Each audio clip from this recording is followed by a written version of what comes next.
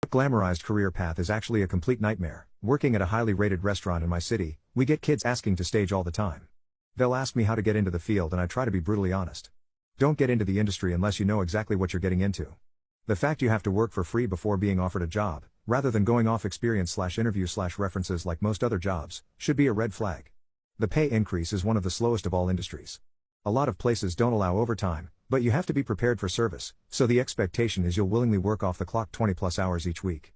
Insurance is only for management, and you won't have time to fix that nagging shoulder issue or the loss of cartilage in your knees, or the carpal tunnel, because you're almost always understaffed and can't miss work, and even the idea of it makes you feel guilty.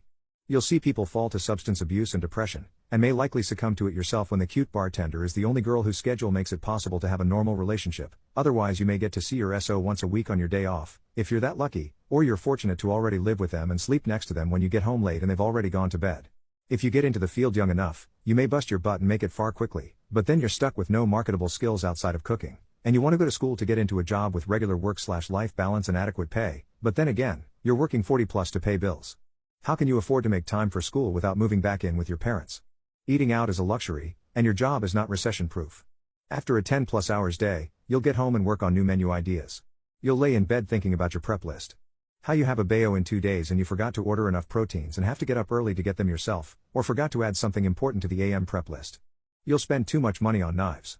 And even more on post-service rounds at the bar. If you take yourself, too, seriously, it becomes all-encompassing, and 10 years later, you'll realize you've been breaking your back for less than / equal to what a fast food manager makes. May not be the case for some, but it is for most. It's not all bad. You get to play with sharp knives and fire. You can swear in 4 languages. You'll meet tons of interesting people. You'll probably be in somewhat good shape because you're constantly moving and working at a calorie deficit. I also prefer smaller-owned restaurants, where you answer to just the owner and/or exec chef, rather than a big company where you have the owner, CEO, CFO, exec sous, etc., but the pay is typically lower.